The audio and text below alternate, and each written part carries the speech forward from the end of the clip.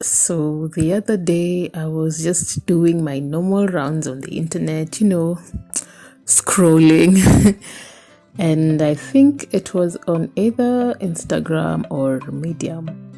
And I don't quite remember, was it Medium? I came across this thing called toxic positivity. And I'm like, what do you mean toxic positivity? Those are two words that do not go together. So, guys, apparently there's something such as toxic positivity.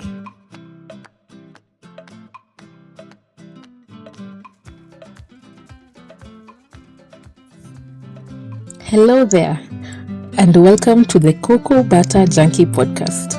I'm Michelle, and this is my podcast. This is a podcast on the everyday reflections and experiences of a Kenyan woman. It is my examination of life living through mental health issues, grief, growing up, aka kicking and screaming into adulthood, the experiences of being a woman in Kenya, making friends as an adult, struggles with faith, and a bunch of other topics. Thank you for listening.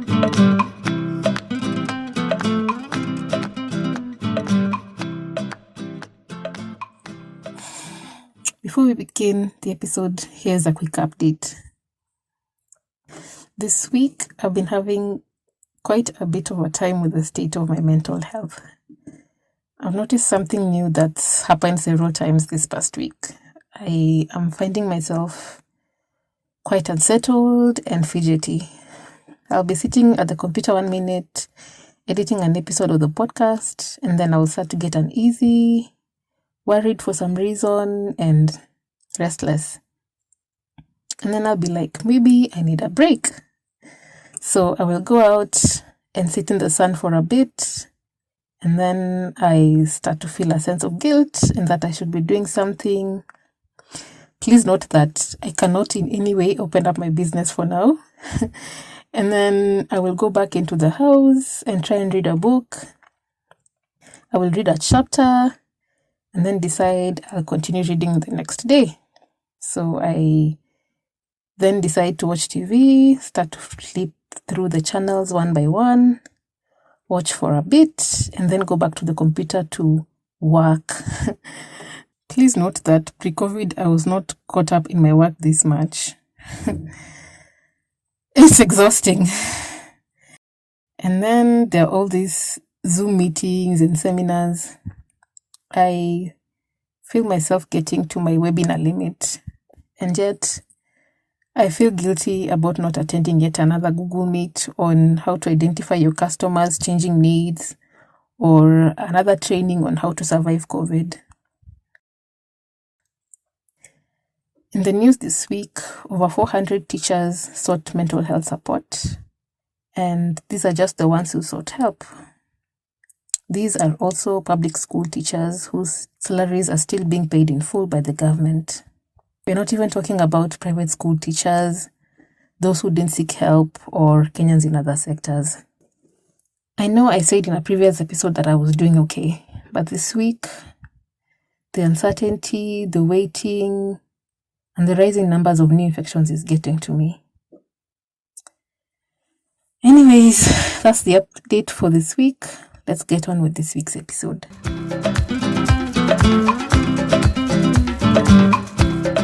We're all familiar with the terms toxic masculinity or toxic feminism, but have you heard of the phrase toxic positivity?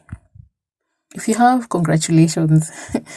I, however, am late to the party and only now discovering that by just focusing on the positive side of things could in itself be negative.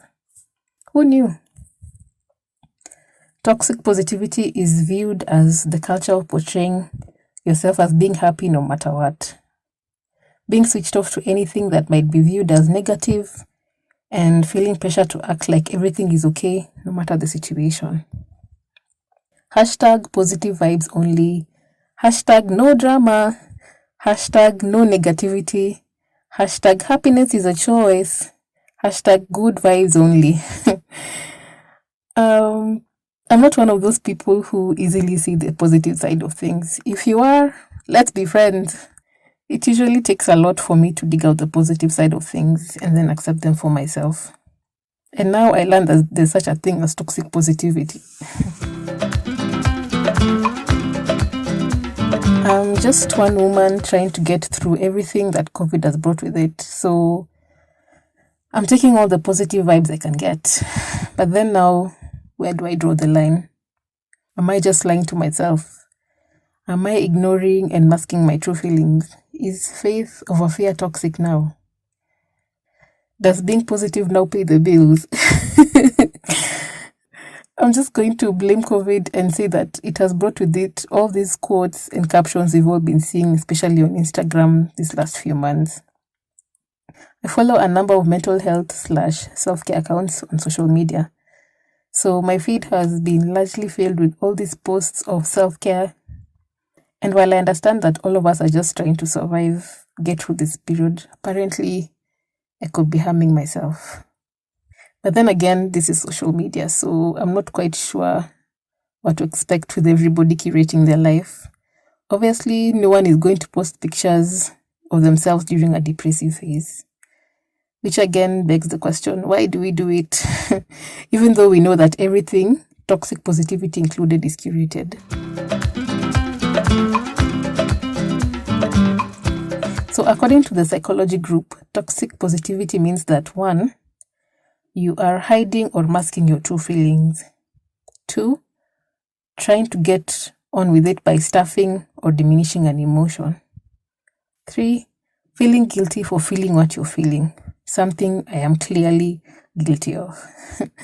Number 4, minimizing other people's experiences with feel-good quotes or statements. Number 5, trying to give someone perspective. For example, it could be worse, instead of validating their emotional experiences. This is something that has happened to me a million times. Initially, it would make me feel bad about myself, but now I just find it annoying. I hate it when somebody tries to point out the silver lining when I'm just trying to bear my soul. And I have done it to other people too, so I'm not that innocent. Number 6, shaming others for experiencing anything other than positivity. Cue eye roll. Number 7, brushing off things that are bothering you with an "it is what it is." Has any of these things happened to you, or are you guilty of any of them? Please let me know. Send me a voice note on Anchor. I will leave the link in the show notes. Examples of toxic positivity phrases include, "Don't think about it, just stay positive," or "Don't worry, be happy. Failure is not an option. Everything will work out in the end. Positive vibes only. If I can do it, so can you. Delete negativity. Look for the silver lining. Everything happens for a reason." And the most famous, "it could be worse." Some of these phrases make me feel invalidated, gaslit, isolated, shameful, and that my issues and emotions have been minimized or dismissed. If you've listened to episode 4, then you'll have heard me saying that phrases like "be strong" or "they're in a better place" to the bereaved, no matter how well-intentioned the thought, is completely unhelpful, at least in my experience, and is the best example of toxic positivity I can think about in the Kenyan context. And then there are, of course, those who are like, if you don't get out of this period with a new skill, your problem is not lack of time or opportunity, your problem is that you're lazy. Let me admit I fell for this initially. And then to counter it, I think I have gone overboard with the positivity. And let me just say, for anyone else who, like me, who has felt like they have to be doing something during this lockdown period, you don't have to. At least not all the time. COVID brings with it enough anxiety and loss. Sometimes just getting through one day is an achievement in itself. Allow yourself to have off days, especially if you're not for some reason actively working at this moment. Unfortunately for us, a significant chunk of life is hard. Fear, distress, loneliness, anxiety, and anger are all completely valid feelings to have during a time like this, just as are feelings of joy, gratitude, and hope.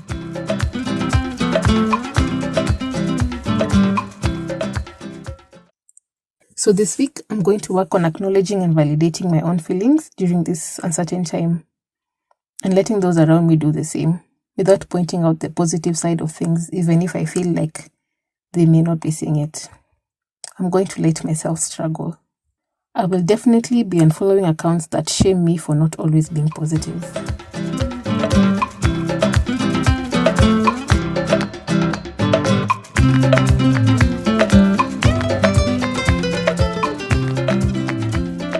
You can always get in touch with me via @KukubataJunkie or @ThisKenyanWoman on Instagram.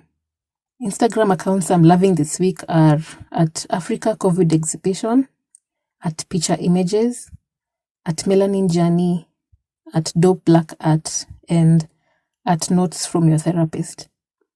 I will link them in the show notes below. Please share with me IG accounts that you like.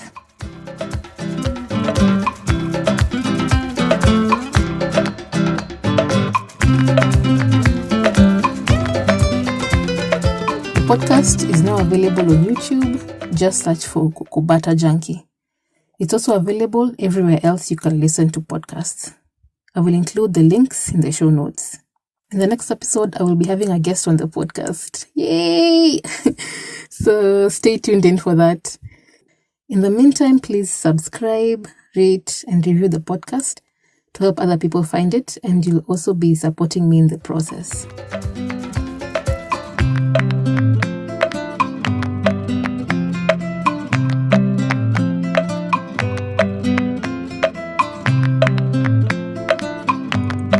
That's it for this episode. Thanks for listening, and see you on the next one.